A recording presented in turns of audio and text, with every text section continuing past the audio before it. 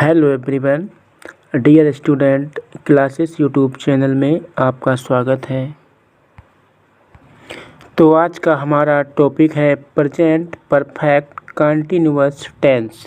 इस वीडियो के पहले मैंने आपको 3 टेंस के बारे में बताया था, प्रेजेंट इंडेफिनिट, प्रेजेंट कंटिन्यूअस और प्रेजेंट परफेक्ट कंटिन्यूअस के बारे में समझाया था।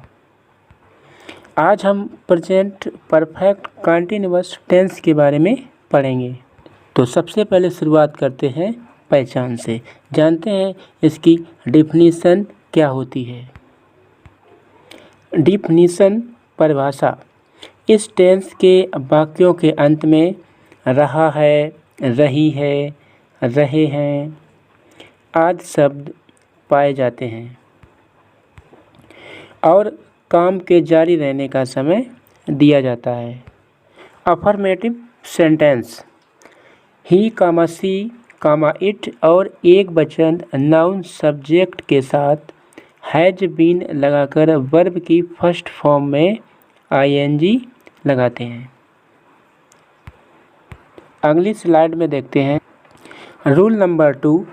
You comma we comma they comma I और बहुवचन नाउन सब्जेक्ट के साथ हैव बीन लगाकर वर्ब की फर्स्ट फॉर्म में आईएनजी लगाते हैं। तो ये बात हुई हमारी सिंगुलर सब्जेक्ट की और प्लूरल सब्जेक्ट की। तो हमने इसमें आपको बताया कि सिंगुलर सब्जेक्ट के साथ किस हेल्पिंग वर्ब का प्रयोग किया जाएगा और प्लूरल सब्जेक्ट के साथ में कौन सी हेल्पिंग वर्ब का प्रयोग किया जाएगा।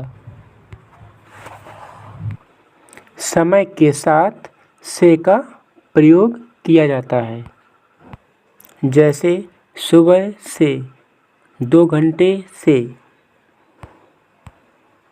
मैं 2 घंटे से खेल रहा हूँ, वह सुबह से दौड़ रही है। तो सबसे पहले हमें ये जानना है कि समय के लिए सिंस का प्रयोग करना है या फिर फॉर का। तो समझिए, सिंस का प्रयोग पॉइंट ऑफ टाइम के लिए और फॉर का प्रयोग duration of time. Point of time का मतलब हुआ एक निश्चित समय, यानी एक पार्टिकुलर समय, और ड्यूरेशन का मतलब होता है अवधि, समय के अवधि, समय के अवधि के बारे में या समय के अंतराल के बारे में। तो समझते हैं अगली स्लाइड में इसके स्ट्रक्चर को। अफर्मेटिव सेंटेंस में यानी सकारात्मक वाक्यों में क्या करना है। Subject plus has been plus have been plus verb की first form plus I N G plus object plus since plus for plus time. तो इस रूल को अच्छे से समझना है। थर्ड पर्सन सिंगुलर सब्जेक्ट के साथ हैज बीन, बाकी सभी सब्जेक्ट के साथ हैव बीन का यूज किया जाता है। तो समझते हैं इसके एग्जाम्पल को। फर्स्ट एग्जाम्पल को देखेंगे। राम इस किताब को 2 घंटे से पढ़ रहा है। Ram has been reading this book for 2 hour. Ram हमारा यहाँ पर सिंगुलर सब्जेक्ट है, इसीलिए यहाँ पर हैज बीन का प्रयोग हुआ है। सेकेंड को समझेंगे। वह इस घर में जनवरी से रह रहा है। He has been living in this house since January. Third को समझेंगे। मैं सुबह 5 बजे से कपड़े धो रहा हूँ।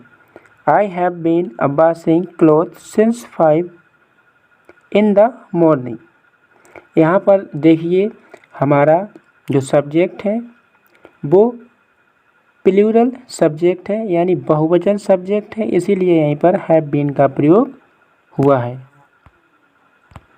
अगली स्लाइड में समझते हैं नेगेटिव सेंटेंस को। नेगेटिव सेंटेंस यानी नकारात्मक वाक्य। Negative sentence. रूल, इनमें हैज या हैव के बाद नॉट लगाते हैं। तो समझते हैं स्ट्रक्चर के माध्यम से। Negative sentence, subject plus has not been या have not been plus verb की first form plus I N G plus object plus since या फॉर टाइम। तो इस रूल को हमें अच्छे से समझना है। एग्जाम्पल देखेंगे। फर्स्ट, वह 2 दिन से नहीं पढ़ रही है। She has not been reading for 2 days। मुझे सोमवार से बुखार नहीं आ रहा है। I have not been suffering from fever since Monday. इस सेकेंड सेंटेंस में हमारा जो सब्जेक्ट है मुझे यानी मैं, यहाँ पर प्लूरल सब्जेक्ट है, तो इसीलिए यहाँ पर हैव नॉट और बीन का प्रयोग हुआ है। थर्ड देखेंगे। राहुल मुझे 2 साल से नहीं पढ़ा रहा है। Rahul has not been teaching me for 2 years। Rahul has not been teaching me for 2 years। अगली स्लाइड में समझते हैं इंटेरोगेटिव सेंटेंस।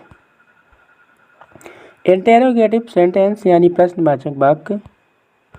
इंटेरोगेटिव सेंटेंस का हम रूल समझेंगे। WH प्लस हैज या have plus subject plus not plus been plus verb की first form plus I N G plus object plus since या फॉर प्लस टाइम, और इसमें अंत में क्वेश्चन मार्क का निशान अवश्य लगाया जाता है। तो समझते हैं इसके फर्स्ट एग्जाम्पल को। क्या वह अपना काम 3 घंटे से कर रहा है। Has he been doing his work for 3 hours।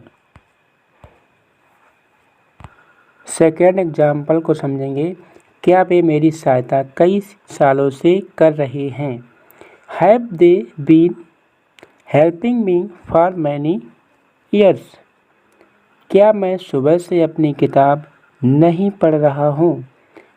Have I not been reading my book since morning.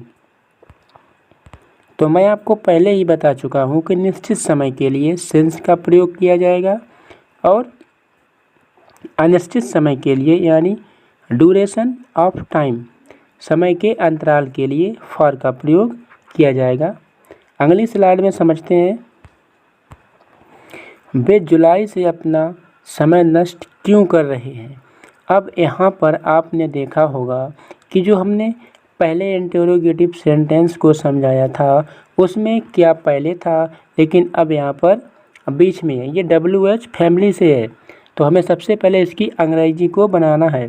तो why have they been wasting their time since जुलाई।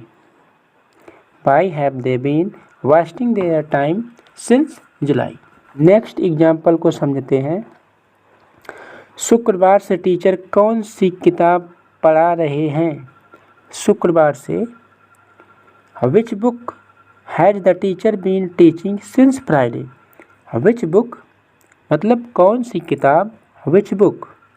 फिर हमें अपनी हेल्पिंग वर्ब को लाना है यानी हैज़, इसके बाद हमें सब्जेक्ट लिखना है, तो हमारा सेंटेंस बन के तैयार हो जाएगा। Which book has the teacher been teaching since Friday. और नेक्स्ट एग्जाम्पल को समझेंगे। तुम्हारा शाम से कौन इंतज़ार कर रहा है। तुम्हारा शाम से कौन इंतज़ार कर रहा है। कौन यानी who has been waiting for you since evening. Who has been waiting for you since evening. तो आप अच्छी तरह से समझ गए होंगे कि हमारा निश्चित समय के लिए सिंस का प्रयोग होना है और अनिश्चित समय के लिए, समय के अंतराल के लिए किसका प्रयोग, फॉर का प्रयोग होना है। और अंत में क्वेश्चन मार्क का निशान लगाते हैं। तो इस वीडियो में हमने आपको बताया प्रेजेंट परफेक्ट कंटीन्यूअस टेंस के बारे में, उसकी डिफिनीशन के बारे में, उसके रूल्स के बारे में, और हमने अच्छी तरह से उसके एग्जाम्पल्स को समझाया। तो हमें उम्मीद है आप अच्छी तरह से समझ गए होंगे। मिलते हैं नेक्स्ट वीडियो में नेक्स्ट चैप्टर के साथ।